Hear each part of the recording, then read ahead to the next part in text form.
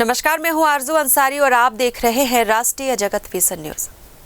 Chhattisgarh high court ने आर्थिक रूप से कमजोर सामान्य वर्ग के आरक्षण को लेकर राज्य सरकार से जवाब तलब किया है।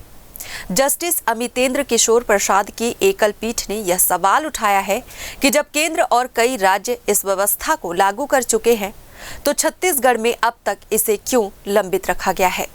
पूरे मामले की सुनवाई के दौरान कोर्ट ने सरकार को 4 सप्ताह में जवाब देने का निर्देश दिया है। वहीं याचिकाकर्ताओं को 2 सप्ताह के भीतर रिजाइंडर दाखिल करने की अनुमति दी गई है। दरअसल छत्तीसगढ़ में EWS आरक्षण लागू नहीं होने पर अब हाई कोर्ट ने सख्त रुख अपनाया है।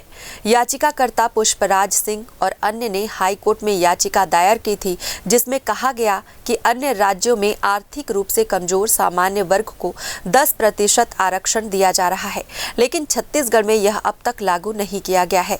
12 जनवरी 2019 को संविधान संशोधन के बाद केंद्र सरकार ने EWS आरक्षण की व्यवस्था लागू की थी और 19 जनवरी से यह पूरे देश में प्रभाव में आया। छत्तीसगढ़ सरकार ने भी 4 सितंबर 2019 को अध्यादेश जारी किया, लेकिन याचिकाकर्ताओं का आरोप है कि यह केवल कागजों तक ही सीमित है।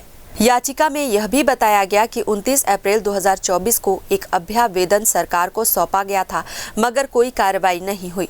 अब हाई कोर्ट ने यह स्पष्ट किया है कि राज्य सरकार को यह बताना होगा कि यह आरक्षण अब तक लागू क्यों नहीं किया गया है। आगामी सुनवाई में इस मुद्दे पर सरकार का पक्ष देखना अहम होगा। फिलहाल इस खबर में बस इतना ही। देश प्रदेश की खबरों से अपडेटेड रहने के लिए हमारे चैनल को सब्सक्राइब करें और नए खबरों के नोटिफिकेशन के लिए बेल आइकन को जरूर दबाएं। नमस्कार।